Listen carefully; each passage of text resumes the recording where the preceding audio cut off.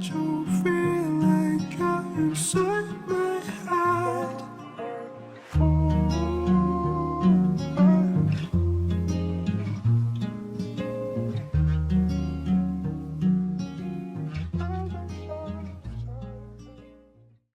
So I don't know if y'all have seen, but there's been so many people that have sold their cars, that have quit their job because they believe that the rapture is coming in September. So there are people who truly believe that the Lord told them that he is coming in September. They truly believe it without a shadow of a doubt. I've even seen people give away all of their personal belongings to people. Like, they are literally prepping for this September rapture. And quite honestly, I'm not mad at it, because God told Noah, hey, it's gonna rain, and it's gonna keep raining, and then it's gonna flood, and the whole earth is gonna flood. You need to build this ark so you can save yourself and your family. And what did he do? He warned people, he told people, but he also started building that ark. In the same way, these people are preparing for the rapture, which is very commendable, because if you truly believe the Lord told you that, and that is something, hey, I'm not getting in between that. And quite honestly, I think all of you who truly believe that the rapture is happening in September should also sell your car, quit your job, and give away everything, because there shouldn't be any security on the other side of what God already told you. That shows true faith and true belief in what God is revealing. He said he is coming back in September. That's what you guys said. And mind you, I'm not trying to be sarcastic. I'm being genuine. Like, if I believed that the rapture was happening in September and God told me, I would be doing the same things. You think I would be working a job 40 hours a week, 40 something hours a week and things like that if I knew that he was coming back in a month? No. Would I care about having my car for the next month?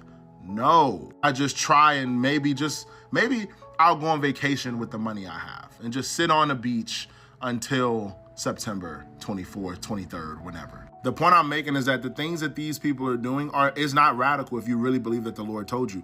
But the thing I have a problem with is the people who aren't doing what these people are doing. If you really believe it, and I've heard it from so many people that they really believe it, then why don't you make preparation to go? Sell everything.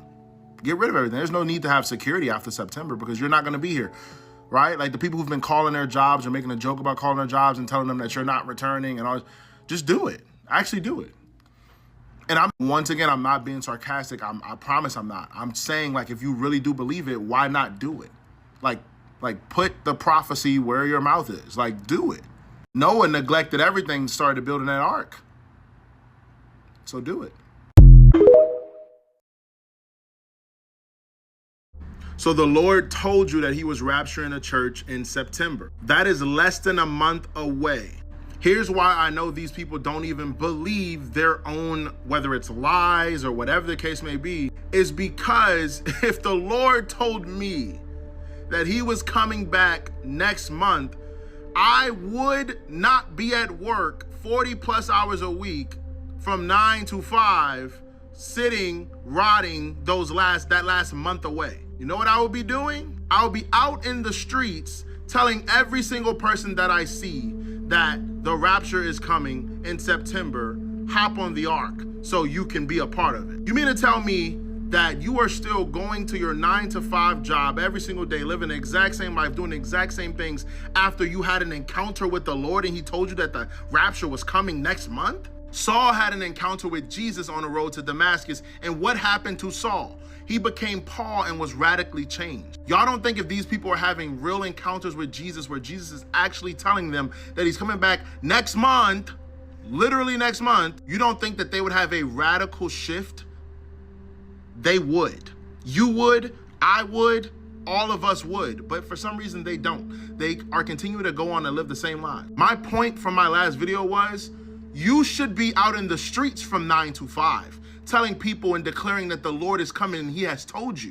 Go ahead and thus say it's the Lord in the street and tell all the people to get ready because the rapture is next month. Do you not think that those people deserve to know that the rapture is next month? You don't think that they can become part of the church in a month's time? It's not very Christ-like, dude. Those of you who saying, oh, I wouldn't sell everything, it doesn't make sense, it doesn't make sense.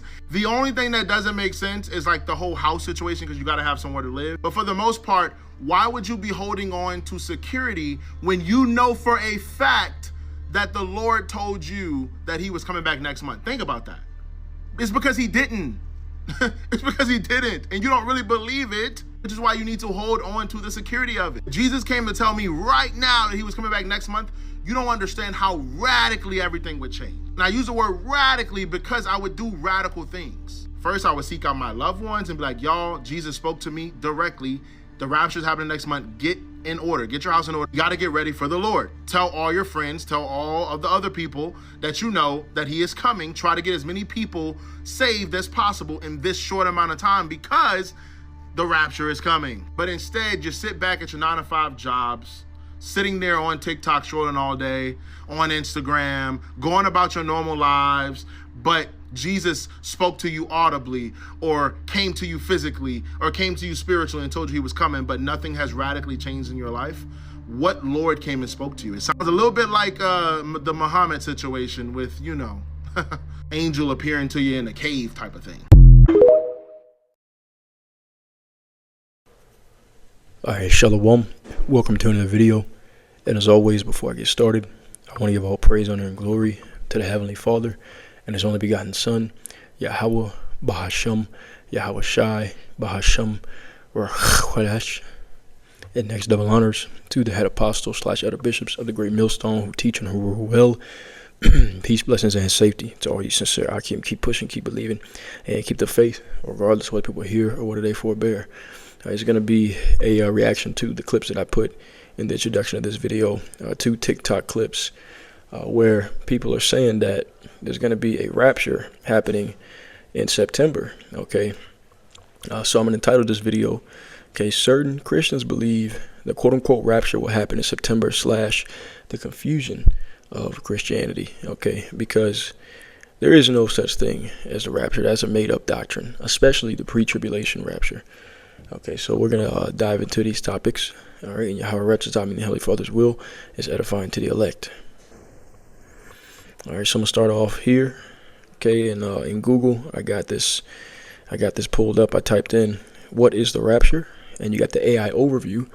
It tells you, it says the rapture is a belief primarily among some Christians that a future event will occur when all true believers, both living and dead, will be caught up or snatched away to meet Jesus in the clouds and ascend to heaven. It says this event is often seen as separate from the second coming, with the rapture happening before a period of tribulation on the earth. Okay, and the first part is true. There is going to be a grabbing up of believers, okay, ascending into the clouds, which are really the chariots of the Heavenly Father, the chariots of the angels, the vehicles of the angels, and they are going to send up to escape the nuclear fire, but it will be it'll be post-tribulation. Okay, they're not going to get, the elect is not going to go into the chariots until after the Great Tribulation. So everyone who is alive today will go into the Great Tribulation unless they die in between now and that time.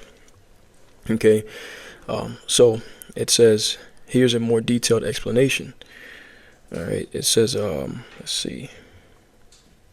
It says, key concept, the rapture is the ideal that Christ will return not to earth, but to the clouds to gather believers to himself. Okay, so that part is true, but the pre-tribulation part is what is false. Okay, and in order to see that, all right, all we need to do, all right, is go into the scriptures. It says biblical basis down towards the bottom. The concept is primarily based on interpretations of 1 Thessalonians 4, verses 13 through 18, and 1 Corinthians 15, verses 50 through 54. Okay, and Salakia, I'm at the library, so that's why I'm talking the way I am. Okay, I can't use my regular voice. But anyways, we're going to go to those precepts. Okay, we'll start off with the 1 Corinthians 4, verse 13 through 18. All right, and okay, you see, we'll go ahead and read it. And as I read, I'm going to pick out some key points for you to listen to, some key words that tell you this is going to be end time prophecy. But it's like it, not end time prophecy, but at the end of the tribulation. All right. 1 Corinthians 4 and 13.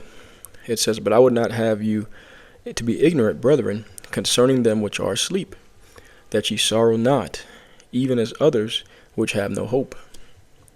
For if we believe that Yahushua died and rose again, even so them also which sleep in Yahushua will Yahweh bring with him. For this we say unto you by the word of Yahweh, Ba'ashem Yahushai, that we which are alive and remain unto the coming of Yahushai shall not prevent them which are asleep. Here's the point, verse 16. For Yahushai himself shall descend from heaven with a shout, with the voice of the archangel, and with the trump of the Most High, and the dead in Hamashiach shall rise first. Okay. Notice it said with the trump of the Most High word. Keep that word in mind.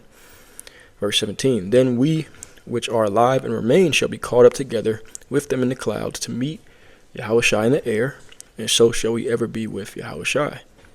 Wherefore comfort one another with these words. So that concept is biblical. Okay. We are going to get beamed up. Yahweh righteous, I'll be part of that number. All right. But notice that word is said with the trump of the Most High. All right. That same word, trump or trumpet, is used in 1 Corinthians 15. All right. Another precept that was mentioned, another set of precepts that was mentioned here in the biblical basis, 1 Corinthians 15, 50 through 54. Okay. This is another precept they used to bring in that doctrine. Okay. So 1 Corinthians chapter 15, and I'm going to start at verse 50. All right. It says, now this I say, brethren, that flesh and blood cannot inherit the kingdom of the Most High, neither doeth corruption inherit incorruption. Behold, I shew you a mystery. We shall not all sleep, but we shall all be changed. In a moment, in the twinkling of an eye, at the last trump, this is the same word we saw, at the last trump, and that's key, it says, for the trumpet shall sound, and the dead shall be raised incorruptible, and we shall be changed. Okay. Now I'm going to read the last couple verses, and then we'll come back to this. For this corruptible must put on incorruption, and this mortal must put on immortality. So when this corruptible shall have put on incorruption, and this mortal shall have put on immortality, then shall it be brought to pass the saying that is written, death is swallowed up in victory. Okay, but when does this happen? It tells you in verse 52, in a moment, in the twinkling of an eye, at the last trump. Okay, just like we read. Okay, the trump of God shall sound, the trump of Yahweh in 1 Thessalonians 4. Okay, well, the trumpets represent different judgments on the earth. All right, so let's go ahead and get that. Revelation chapter 8. All right, Revelation chapter 8. I'm going to read verses 1 and 2 and then skip down. Okay, it says the seventh seal and the trumpets. And when he had opened the seventh seal, there was silence in heaven about the space of half an hour. So, okay, John the Revelator, he was waiting for about a half an hour for another vision from the Heavenly Father. Okay. All right, this is after he prophesied of the things that were spoken of in Revelation 1 through 7. Verse 2, it says, and I saw the angels, 7 angels, which stood before the Most High, and to them were given 7 trumpets. Now, in verse 6, it's going to talk about the trumpets more. It says, and the 7 angels which had prepared the 7 trumpets prepared themselves to sound. The first angel sounded, and there followed hail and fire mingled with blood, and they were cast upon the earth, and the third part of the trees was burnt up, and all green grass was burnt up. And the second angel sounded, and as it were a great mountain, burning with fire, and were cast into the sea, and the third part of the sea became blood. All right. And the third part of the creatures which were in the sea had life, died, and the third part of the ships were destroyed. And the third angel sounded, and there fell a great star from heaven, burning as it were a lamp, and it fell upon the third part of the rivers and upon the fountains of waters. Now, when we're reading this, you see that these trumps, every time a trumpet is blown, it's a different judgment. Okay, so remember, 1 Corinthians 15, it said at the last trump. Okay, that's when Yahushua is going to beam up the elect and perfect them. So everyone will go through all of the 7. Okay. Or everyone will go through all the different judgments that are meant to happen. And at the last, the final judgment, the final trump blowing, which will be the nuclear fire burning everything up. Okay, that is when the elect will be beamed up. So there is no pre-tribulation rapture. Okay, it happens at the last trump. All right, let's go to Matthew 24, because Matthew 24 confirms this. Yahushua doesn't come twice. He only comes one time to gather his elect with the angels, and that's it. All right, this is Matthew chapter 24 and verse 29. It says, immediately after the tribulation of those days shall the sun be darkened, and the moon shall not give her light, and the stars shall fall from heaven, and the powers of the heavens shall be shaken. And then shall appear the sign of the Son of Man in heaven, and then shall all the tribes of the earth mourn, and they shall see the Son of Man coming in the clouds of heaven with power and great glory, just like we read in 1 Thessalonians 4. Okay, they get beamed up into the clouds, but it doesn't happen until verse 29, immediately after the tribulation of those days. Okay, verse 31, this is when the elect get beamed up. And he shall send his angels with a great sound of a trumpet, and they shall gather together his elect from the four winds, from one end of heaven to the other. Okay, and this happens, like in verse 29, immediately after the tribulation of those days. Okay, at the last trump, as it says in 1 Corinthians 15. So there is no pre-tribulation rapture. It's a false doctrine, but this is what Christianity brings. Okay, modern day Christianity brings confusion because it's not according to prophecy.